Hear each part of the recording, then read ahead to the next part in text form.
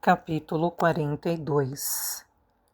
Para Joe, o número 8 da Montague Street era como uma faca cravada em seu coração. Ele parou na frente da casa e rogou a Deus que a porta se abrisse e ela estivesse lá, sorrindo com seus olhos azuis a brilhar, como naquele dia em que ele foi buscá-la para um passeio até o East End. No ano anterior, nesta mesma época, ele morava nesta rua. Ainda se reunia com seus amigos à noite. Ainda sonhava com uma loja e uma vida com Fiona. Passara-se apenas um ano, mas parecia uma vida inteira. Saiu da frente da casa, caminhou até o número 8 e bateu à porta. Seu pai atendeu. Veja só, o filho pródigo retorna à casa, ele disse. É bom te ver também, papai.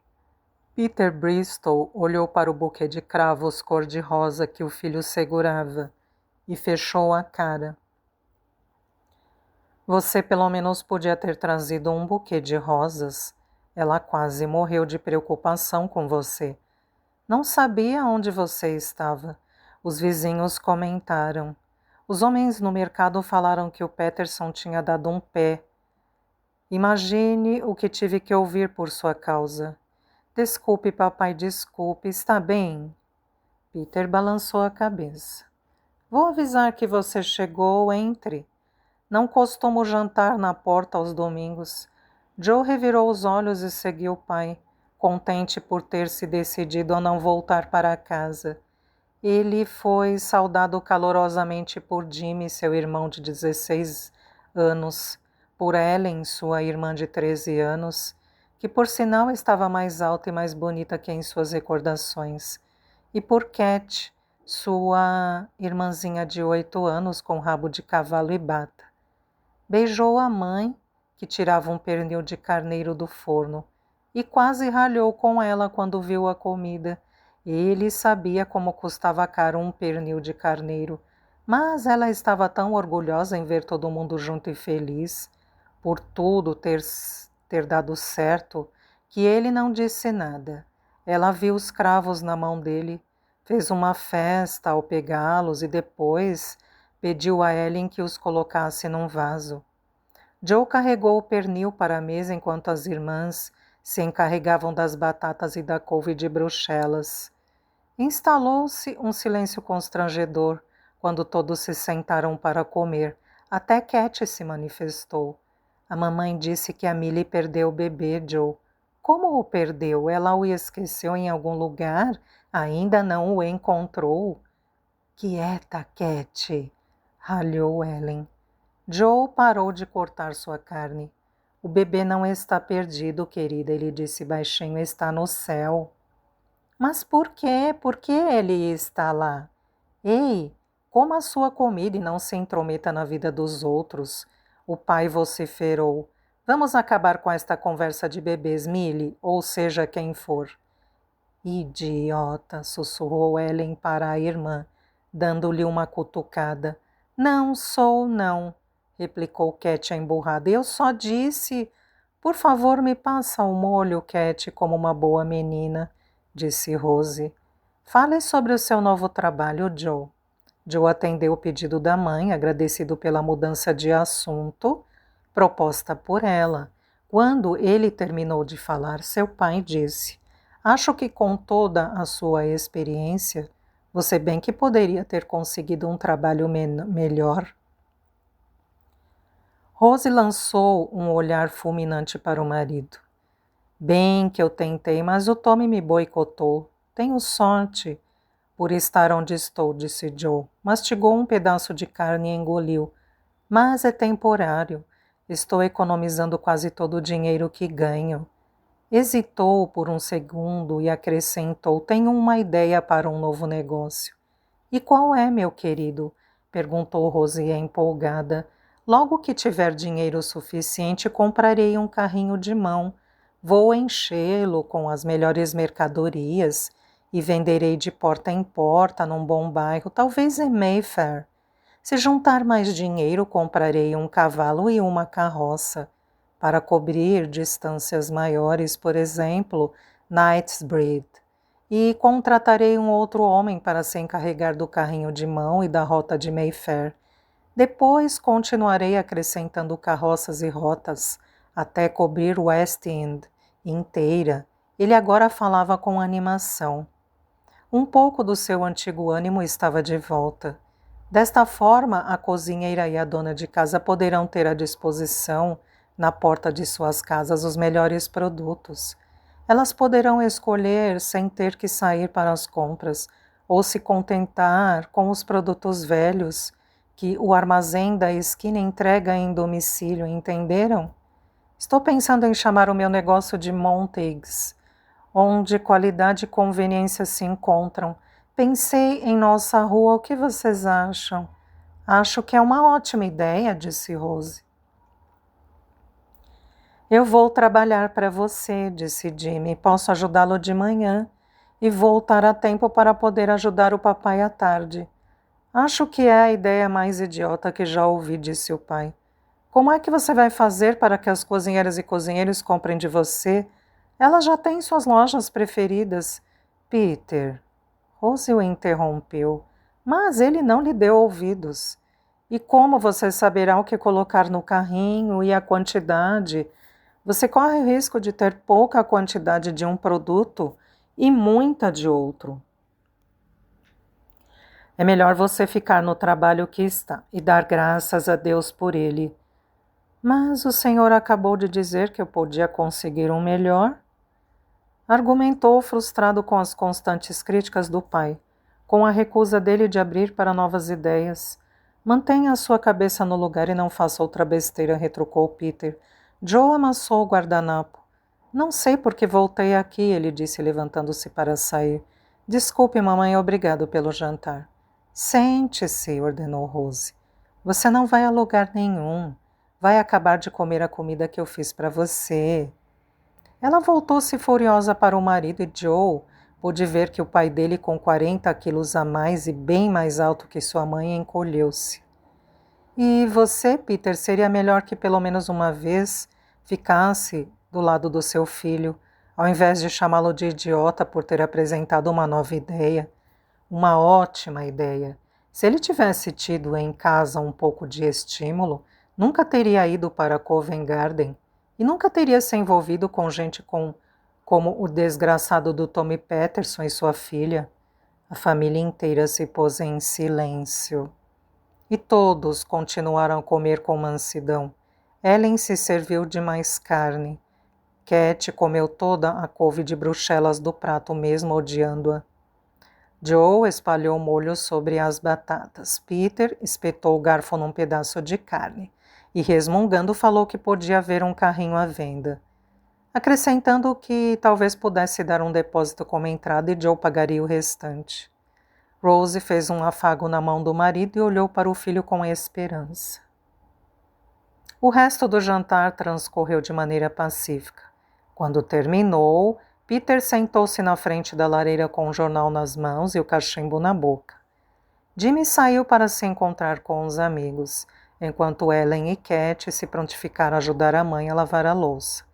Rose perguntou para Joe se ele gostaria de dar uma volta antes de retornar a Covent Garden e ele aceitou. Quando desciam pela Montague Street, os olhos de Joe se viraram para a casa de Fiona. Sua mãe notou. Agora moram duas famílias ali, uma no andar de cima e outra no de baixo. Ah, meu Deus, como sinto falta deles. Kate era como uma irmã para mim, ela disse. Joe balançou a cabeça. Ele também sentia falta deles, tanto que chegava a doer. Voltou-se para a mãe e perguntou: A senhora acha que ela me perdoou, mamãe? Não que possa me amar de novo, sei que é pedir muito, mas ela podia pelo menos me perdoar.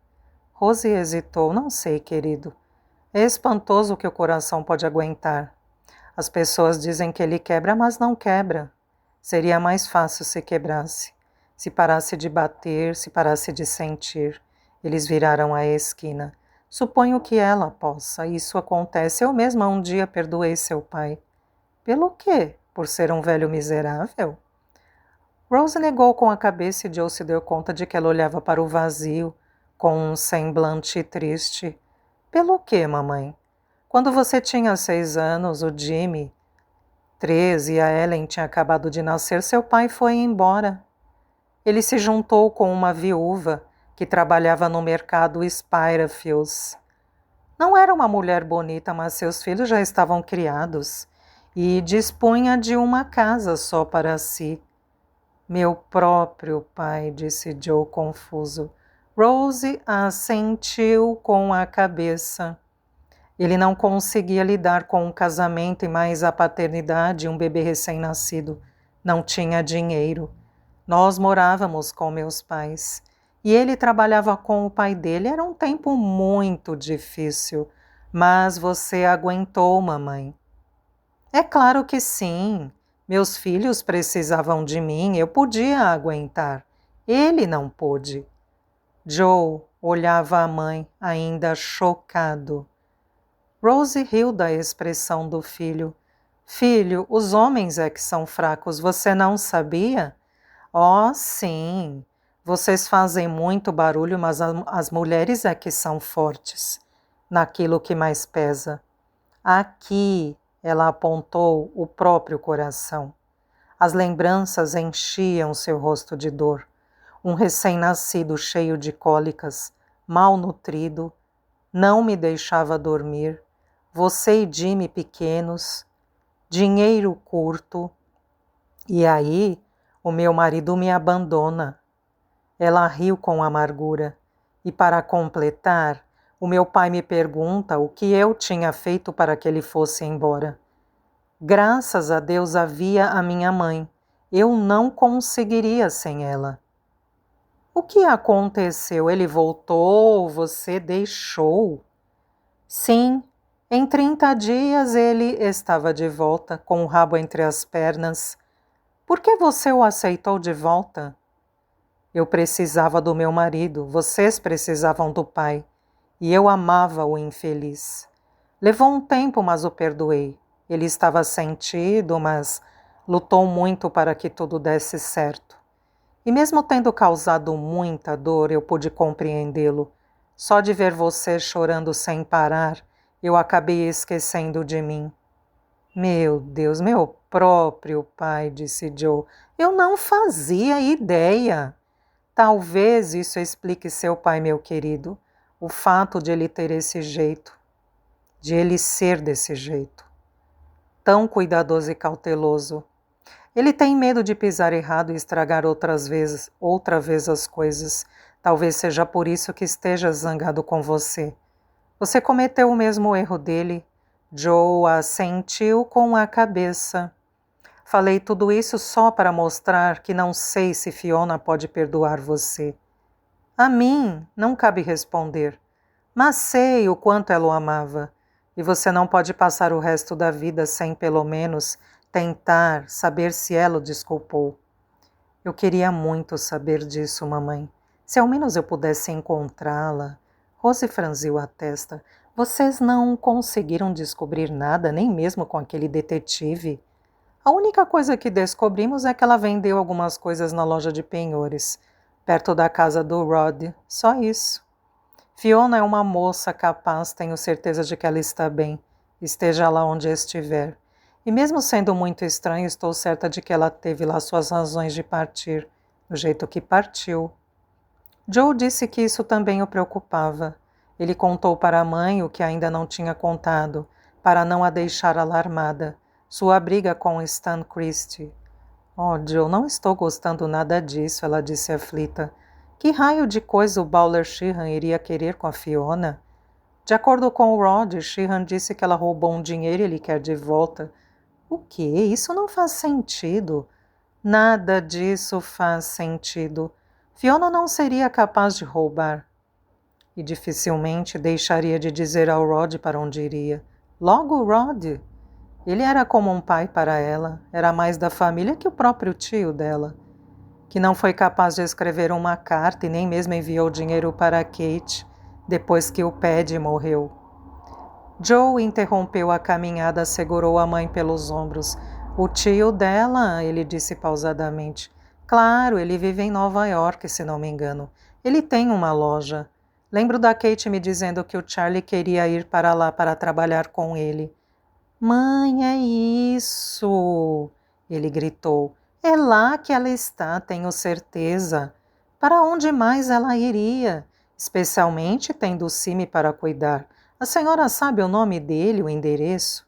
Não sei, não. Deve ser Finnegan, é claro.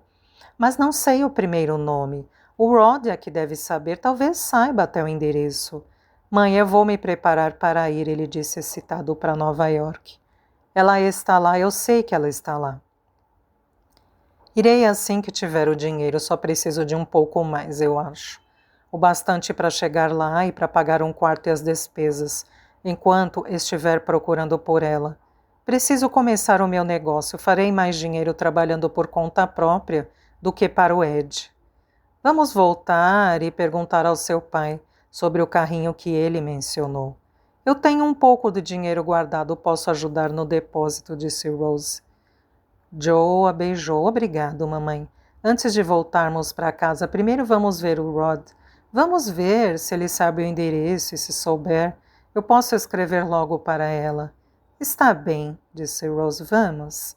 Ela foi para a direção errada. Não é por aí, disse Joe. Vem, mamãe, depressa.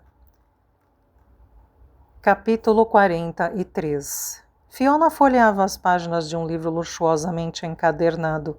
O que você está lendo? Perguntou Will. Poemas escolhidos do Lord Alfred Tennyson. Ele deu uma olhada no livro. Primeira edição, muito rara, editada em Veneza. Ele disse limpando a poeira da garrafa de vinho que segurava. Você gosta do Tennyson? Até que gostaria se na escola não tivessem me obrigado a decorá-lo. Ela respondeu. Fechou os olhos, abraçou o livro à altura do peito e recitou, abre aspas, cruzando a barreira, fecha aspas, na íntegra, reabrindo os olhos ao terminar o último verso. Muito bem, disse Will, livrando-se da garrafa para aplaudir. Ele tinha tirado o paletó e a gravata e os deixado sobre um canapé de couro. Usava uma camisa engomada que tinha nos punhos um par de abotoaduras retangulares de ouro, gravadas com suas iniciais, e um colete de seda e uma calça da mais pura lã. Fiona ruborizou-se com o elogio. Recolocou o livro na estante alta de carvalho. As paredes da enorme biblioteca de Will eram cobertas de estantes. Escadas posicionadas nas vigas permitiam acesso às prateleiras mais altas. A biblioteca era o dobro do tamanho do apartamento inteiro de Michael, e era apenas um dos cômodos da mansão, que ocupava todo um quarteirão na cidade. A esquina da Quinta Avenue com a 62 Street. Era a primeira visita de Fiona à casa de Will. Ele a tinha levado para jantar no Delmônicos, acompanhados por Nick. Tão logo terminou o jantar, eles se separaram de Nick, que alegou que precisava encontrar um amigo ator no centro da cidade. Combinaram de se ver depois do Delmônicos antes da meia-noite, para retornarem pela Avenida 8, sem que Michael ficasse sabendo de nada. Já tinham agido assim 2 vezes e Michael não desconfiara. Era a maneira de Fiona de ficar a sós com Will. Na primeira vez, caminharam pelo parque, e na segunda, deram uma longa volta de carruagem. Assim eles tinham tempo de conversar, sem que uma terceira pessoa ouvisse também de se beijarem. Ao chegarem cerca de 1 hora antes, ele mostrou-lhe a casa. Foi um longo percurso. Era uma casa impressionantemente grande e opulenta. Tinha uma sala de recepção, 2 salões, 3 salas de visita, uma sala de jantar, longos corredores, uma sala de estar, um salão de jogos, diversos estúdios, uma galeria, copa e cozinhas gigantescas, um salão de baile onde cabiam umas 300 pessoas, diversos aposentos que aparentemente não serviam para nada. a enorme biblioteca de Will e ainda muitos quartos de dormir. Banheiros e acomodações à criadagem. Para Fiona era mais um palácio que uma casa. Diversas vezes quase tropeçou, deslumbrada com o mármore talhado, dourado, os painéis pintados, a tapeçaria, as cortinas de seda, os lustres de cristal, as pinturas e as esculturas. Esgotada, ela se alegrou quando finalmente chegaram à biblioteca, com uma decoração menos rebuscada. Nela, só havia estantes de livros, 2 escrivaninhas, 2 poltronas de couro e um canapé, sendo que esses últimos agrupados na frente da lareira. A noite estava fria, embora fosse verão, e o mordomo acendeu a lareira para eles. A lua, ajudada por diversos candelabros, iluminava o ambiente. Will, ela disse, dando uma olhada nos milhares de livros à frente, quantos livros você tem? Ele pensou por alguns segundos, pelejando com a rolha da garrafa de vinho. Cerca de 100.000. Meu Deus! Ela sussurrou enquanto percorria a extensão de uma das paredes, com os saltos das botas tamborilhando no piso de pedra pálida. Ouviu o barulho da rolha que se soltava. Ah, consegui! Você gosta de um Margot, Fiona? Safra de 1869. Mais velho que você. Fiona não manifestou surpresa. Não conheço, nunca provei. Aliás, eu nunca tinha bebido vinho, até o dia em que você me levou ao Delmônicos. Só champanhe. Era o que Nick bebia no navio e eu também. Will olhou-a surpreso. Jura? E o que é que você bebia em Londres? Chá. Quer dizer, no almoço e no jantar. Fiona segurou o queixo. No almoço. E no jantar, preciso pensar. Ah, sim, agora me lembro, chá. E depois, chá. Ora, todos nós bebíamos chá. Na maioria das vezes um Assan vagabundo comprado na loja da esquina, mas... De vez em quando um divino, ela pestanejou ao dizer a palavra Darjeeling. Quando caía um caixote nas docas e meu pai e seus companheiros o pegavam, antes que o capataz o visse. Will encarou-a. Você está me gozando? Ela soltou um largo sorriso. Você acha que se bebe o quê? Com o salário de um trabalhador das docas. Qual é o salário deles? 20 e poucos shillings, cerca de $5. Will escancarou um sorriso. Acho que com um salário desses você não podia mesmo beber um vinho. Mas agora pode, vem provar este aqui. Ele sentou-se no canapé, Fiona o acompanhou. Estar naquele lugar era adorável. Sentia-se segura sentada ao lado dele. Aonde quer que fossem, ela sempre se sentia segura junto a ele. Segura e cuidada, eram emoções boas. Não tão boas quanto a falta de ar e a sofreguidão e o desejo que o amor provoca. Ainda assim, pensava que um dia essas últimas emoções se revelariam. Um dia, com o tempo. Estava certa disso. Ainda era muito cedo. Afinal, ela pouco conhecia Will. Não tinha estado bastante com ele para ficar apaixonada. Ainda estava se apaixonando, o que era completamente diferente. Ele encheu 2 taças de vinho. Ela pegou uma taça, mas ele a impediu de beber. Não tão depressa. Primeiro, uma lição, antes de beber um dos melhores vinhos do mundo. Devo cuspi-lo? Teve uma aula de degustação de vinho no navio, eu assisti. Os degustadores mantinham o vinho na boca e depois o cuspiam num balde. Achei que eles não estavam gostando. Cuspa esse vinho e eu a estrangulo.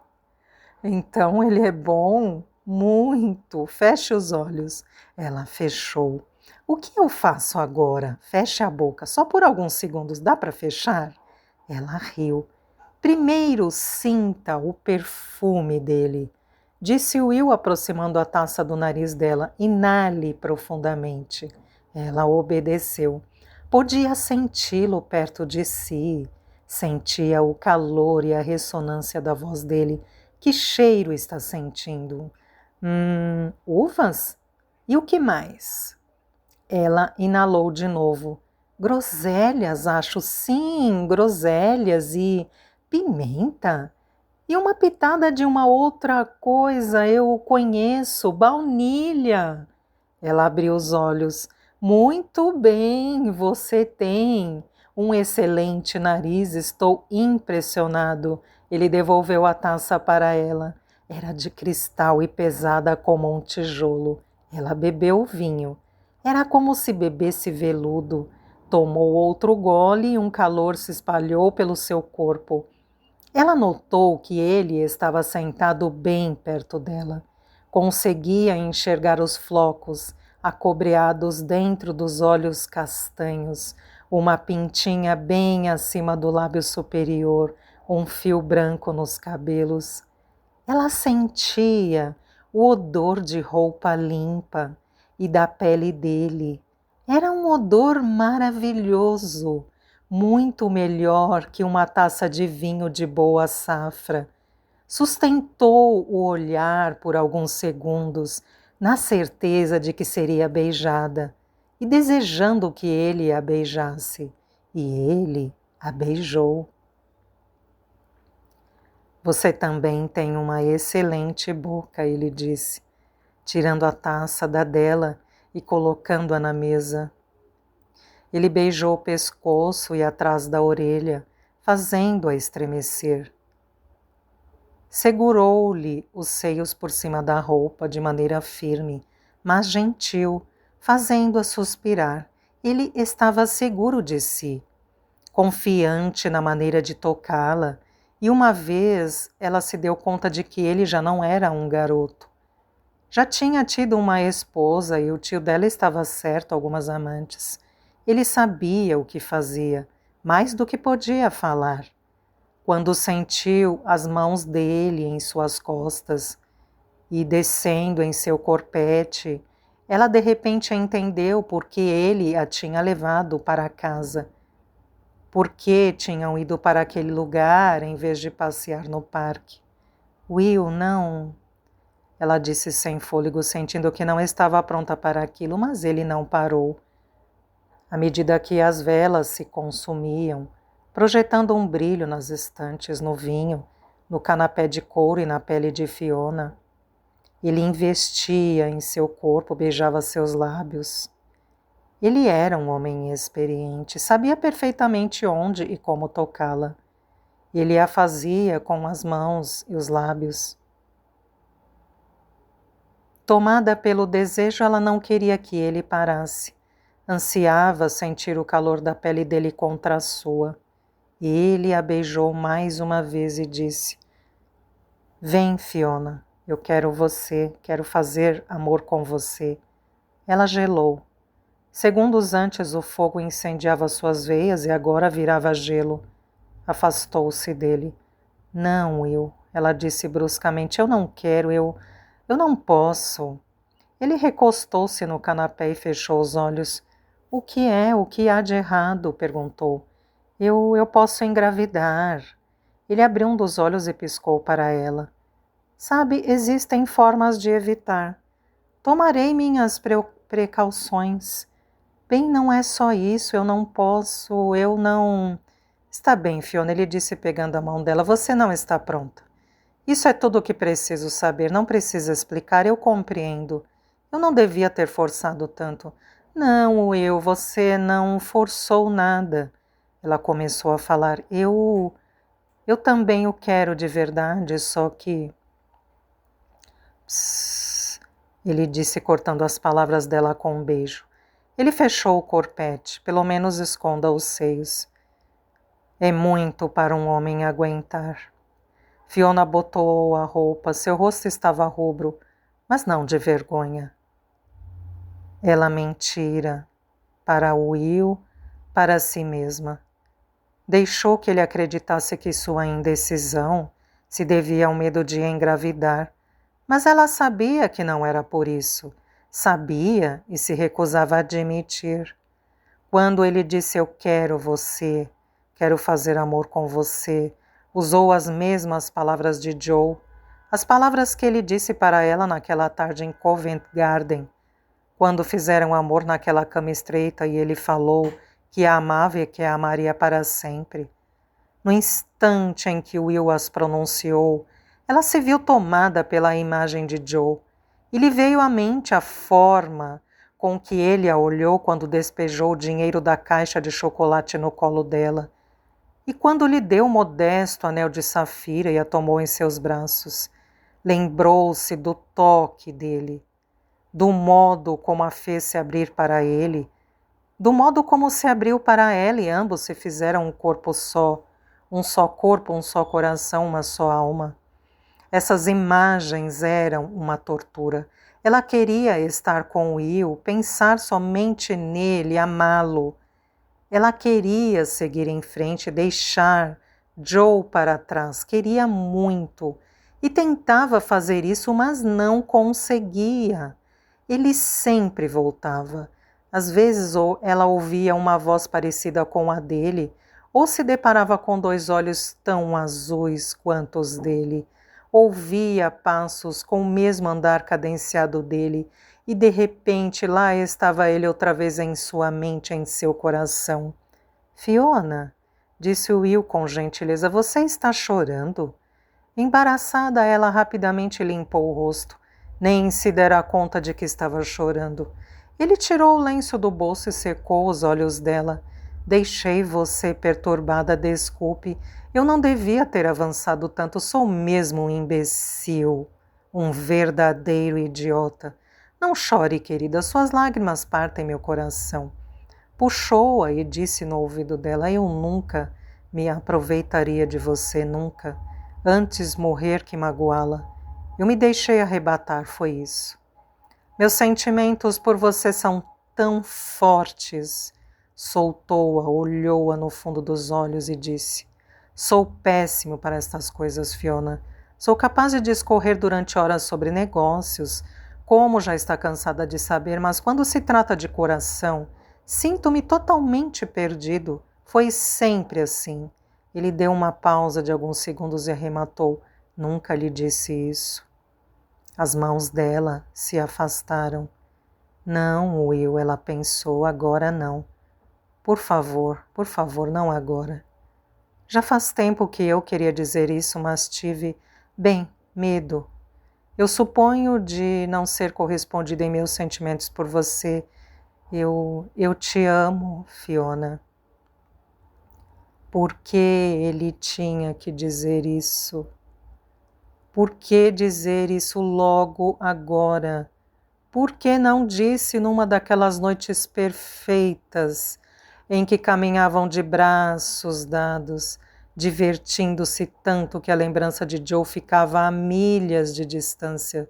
Tiveram noites assim, noites que haviam lhe trazido esperança e a fizeram acreditar que podia esquecê-lo. Will beijou-a nos lábios com ternura apaixonadamente.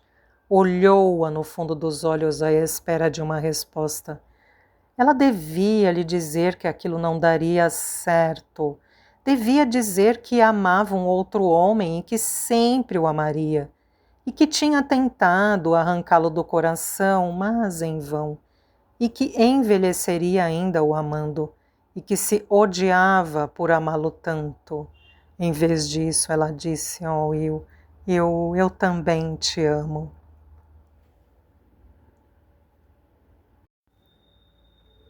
Capítulo 44. Eu não devia deixar você fazer isso, é muito cedo. Para tanta caminhada, queixou-se Fiona. Ora, não seja chata, estou ótimo, replicou Nick irritado. Todo mundo me trata como se eu fosse uma flor delicada, como se fosse tombar com um sopro ou um vento mais forte. Você sabe que já dei algumas saídas, já saí para festas, jantares e outras coisas. Não sou um inválido. Não é, mas com certeza é muito mal-humorado. Desculpe, ele disse tentando mostrar-se arrependido. Mas sinto-me bem, Fiona, de verdade. Sem lorotas? Sem lorotas, estou bem. Só estou desanimado com as porcarias que já vimos. Mais à frente, na esquina da Irving Place, com a Rua 18, o corretor imobiliário virou-se e disse: Tudo bem, Sr. Soames? O senhor não está cansado, está? Tenho certeza de que vão gostar do próximo imóvel. É uma joia. Aposto que é. Outra porcaria, resmungou Nick. Ele estava desesperado para encontrar um novo lugar para sua galeria. Já tinham se passado 2 meses, desde que caíra de cama e ele estava louco para voltar ao trabalho. Toda essa caminhada me deixou com uma sede terrível. Eu gostaria que tivesse algum lugar por aqui para se sentar e tomar alguma coisa. Ele disse apoiando o braço de Fiona. Seria interessante se houvesse um salão de chá pelas redondezas. Você já procurou por aqui? Não, mas vou procurar. Não tenho tido sorte em outros lugares.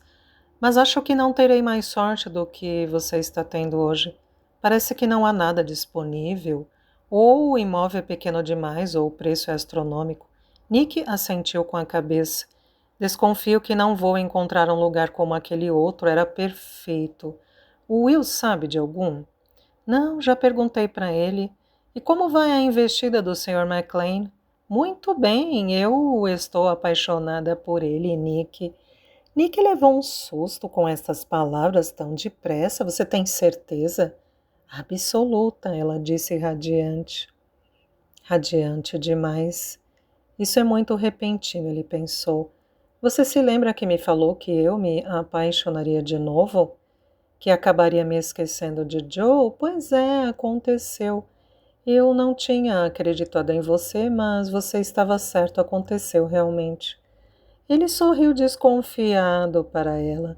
Isso é maravilhoso, ele começou a falar. Ele é muito... É um homem indescritível, disse Fiona entusiasmada. E inteligente e gentil, e ele me ama. Já disse que me ama. A quem você está tentando convencer? Sua truta velha, a mim ou a si mesma? Nick se perguntou. Ela evitava o olhar dele e seu rosto exibia uma expressão sombria. Sua testa estava cortada por rugas de preocupação e seus olhos pareciam tensos. Você já conheceu a família dele? Ele perguntou. Não, ainda não. Eles não estão facilitando. Pelo que parece, o filho mais velho de Will não aceita a ideia de que o pai possa me namorar. Acho que é porque não tenho pedigree. Ah, é? E quem é essa... Quem ele pensa que ele é? Disse Nick furioso. Ele teria a sorte danada se tivesse você na família. Esses americanos estúpidos, com suas pretensões sociais ainda mais estúpidas, 2 gerações com dinheiro no bolso e já começam a achar que são aristocratas. Fiona sorriu pela heróica defesa a seu favor. Já estava mais parecida consigo mesma. E você acha que é o que, seu riquinho? Ela brincou com ele, pegando-o pelo braço. O duque melancólico, o príncipe ranzinza? Mais ou menos isso, ele retrucou, subitamente constrangido. Esses títulos, por mais inusitados que fossem, soavam de maneira terrivelmente familiar aos seus ouvidos. Fazia muito tempo que não era chamado pelo seu verdadeiro título. Ele já duvidava que isso viesse a ocorrer outra vez, o que era ótimo. Sua origem nobre só lhe trouxera desgostos. Ele a tinha abandonado quando partiu da Inglaterra e esperava nunca mais fazer parte dela. Olhe, príncipe atarantado, aquela casa, disse Fiona. Ele murmurou, feliz pela mudança de assunto. Aquela casa abandonada, logo ali. Já passamos umas 2 vezes por ela. Como é que alguém deixa uma casa nesse estado? Ela soltou o braço dele e foi na direção da casa, protegendo os olhos do sol para vê-la melhor. Nick também olhou para a casa, tentando ver o que Fiona via.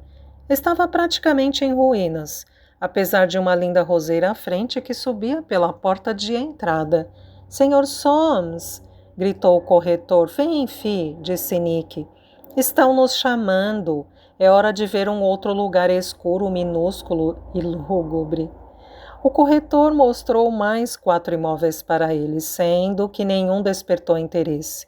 E no fim os deixou na esquina da Irving com a 18. com a promessa de que se comunicaria com Nick, caso aparecessem outros imóveis disponíveis. Vamos comer alguma coisa, Fi? Perguntou Nick, avaliando os méritos da Quinta Avenida Hotel em comparação com os dos novos restaurantes Child, com pisos imaculadamente brancos e garçonetes rápidas e eficientes. Chá com bolinhos ou um milkshake? Ou um daqueles sundaes com creme de chantilly por cima e castanhas e... Fi? Ele achou que ela estava ao seu lado, mas não estava. Encontrava-se a alguns metros de distância, de novo na frente da casa abandonada. Ela se apoiava com as mãos na cerca de ferro que separava a fachada da casa da calçada. Vistoriava as janelas altas, trancadas com expressão sonhadora. Que diabos você está olhando aí? Ele perguntou, juntando-se a ela. Esta casa deve ter sido deslumbrante, mas não é mais. Vamos, antes que a cornija caia em cima da gente e nos mate. Mas Fiona não arredou o pé. Alguém deve ter gostado muito desta casa. A roseira não nasceu espontaneamente, e olhe só isso. Ela se debruçou na cerca e tocou um espigão alto e azul de delfínio. Ela foi abandonada, Nick. Alguém que simplesmente partiu e a deixou. Como é que alguém pode fazer isso? Nick suspirou com impaciência. Ele queria sair dali. Estava exausto e faminto, mas era mais que isso. Ele se sentia desconfortável com a incômoda sensação de que estavam sendo vigiados. Olhou ao redor, dizendo para si mesmo que aquilo era ridículo, mas não era. Um homem varria a calçada 2 casas abaixo e os olhava de cara amarrada.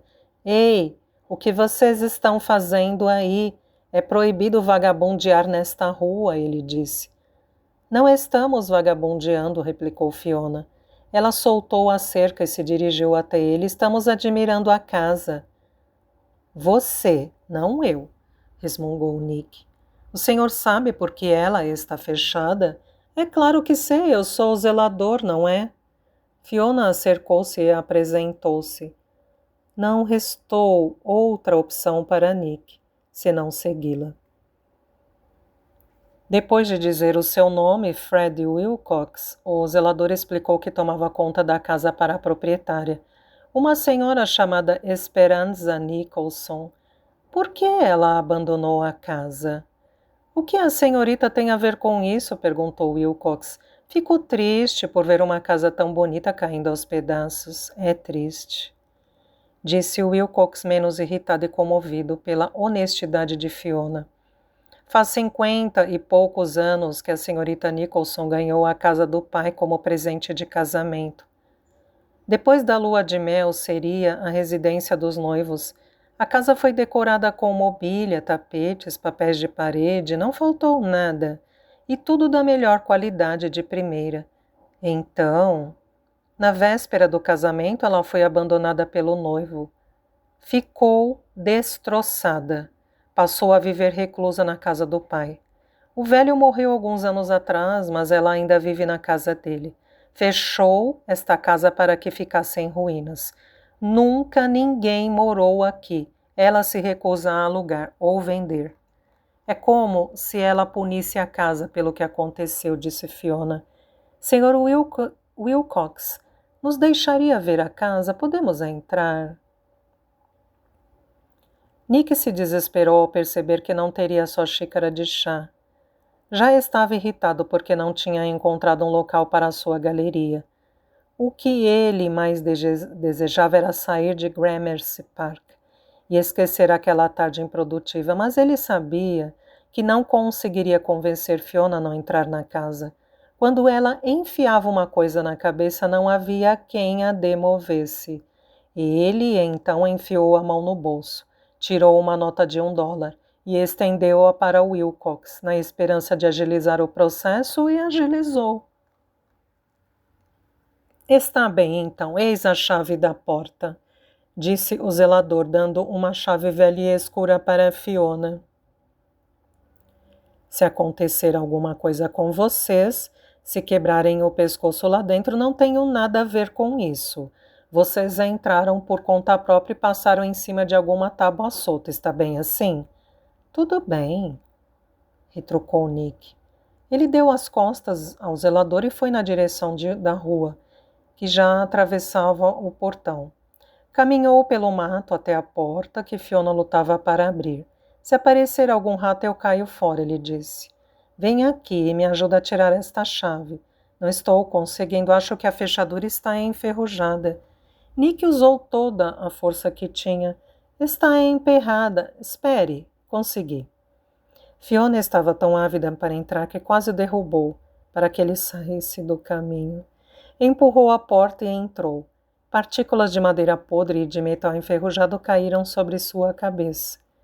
Nick sacudiu a poeira do cabelo, divertindo-se com a cena. A porta principal jazia no saguão de entrada sem as dobradiças. Eles passaram em cima dela e se viram no interior da casa. Oh, é maravilhosa, Fiona, de verdade, disse Nick com sarcasmo, olhando ao redor. O teto estava praticamente destruído, a ripa exposta nos lugares onde o reboco caíra. O papel de parede descolado e dependurado em tiras, um lustre jazia no chão estilhaçado. O mofo escurecera os lençóis outrora alvos, que cobriam a mobília. Já chega, vamos sair daqui. Mas Fiona não arredou o pé. Saiu daquele primeiro cômodo e atravessou as portas que davam para o segundo. Nick a seguia, achando que ela havia enlouquecido, sem entender a obsessão que aquele lugar despertara nela. Na metade do percurso, seu pé se prendeu num buraco da madeira do piso. Ele se desprendeu xingando. Nick, não é incrível? Ela gritou do outro cômodo. É sim, se você for um cupim. Ele respondeu, cruzando as portas, enquanto sacudia as lascas de madeira da bainha da calça. Fiona se encantava com os espelhos ornados e já quase descascados. Ele abriu a boca para reclamar da poeira que o fazia espirrar, mas alguma coisa no semblante dela o fez desistir. Até então não compreendia a obsessão dela por aquela casa arruinada, mas, observando-a melhor, vendo a emoção estampada em seu rosto enquanto ela tirava as teias de aranha, ele de repente compreendeu. Ela se identificava com aquele lugar. A casa era uma criatura que também tinha sido abandonada. Ela inclinou-se para examinar os entalhes do console e se assustou com uma família de gatos que saiu da lareira. Eles passaram por ela correndo na direção dos fundos e saíram por uma vidraça quebrada. Feliz, com a mão no peito, ela o seguiu. Acho que tem um jardim lá fora, ela disse. Vamos ver. A porta estava emperrada. A fechadura funcionava, mas as dobradiças estavam enferrujadas. Juntos, eles a empurraram até que se abriu uma fresta, por onde passaram. Fiona foi a primeira a passar. Ele ouviu perfeitamente a expressão de espanto dela ao chegar lá fora. Oh, Nick, depressa, você tem que ver. Ele se espremeu pela fresta, perguntando-se o que podia tê-la deixado tão admirada. E foi aí que ele as viu. Rosas chá, centenas e centenas delas. O jardim inteiro, e era enorme, estava cheio delas. Exuberantes ao sol, subiam pelos muros, espalhavam-se pelo caminho, em cima de um banco de ferro enferrujado. Ele as reconheceu de imediato. O pai dele as apreciava e as mantinha no jardim de sua casa em Oxfordshire. Rosa chá, as mocinhas aristocráticas dos jardins. Ele se lembrava do jardineiro que contava como as ancestrais dessas flores tinham sido trazidas da China centenas de anos antes por um inglês apaixonado pela sua sedução e seu aroma inebriante. Para florescer, elas precisavam de cuidados especiais. mas aquelas floresciam em pleno calor do verão. Sinta o cheiro delas, Nick. Tem perfume de chá, disse Fiona. Olhe essas aqui. Já viu uma rosa como esta? Olhe o amarelo pálido daquela. Ela caminhava entre as roseiras e enterrava o rosto nas flores, como se fosse uma abelha. Nick levou um botão ao nariz, fechou os olhos e inalou. Por um segundo ele se viu de volta a um maravilhoso dia de verão em Oxford. Reabriu os olhos a tempo de ver Fiona correndo em sua direção. Ela ria de felicidade, com uma rosa atrás da orelha, a cercar-se dele. Jogou os braços em volta do seu pescoço e o abraçou com força. Meu Deus, minha amiga! Eu não sabia que as rosas a afetavam tanto. E como? Ela disse, segurando-o pelas mãos. E também esses velhos e encantados casarões de Gramercy Park. E o chá? Oh, Nick, é esta. Você não vê. Esta casa será a sua galeria. E o meu salão de chá.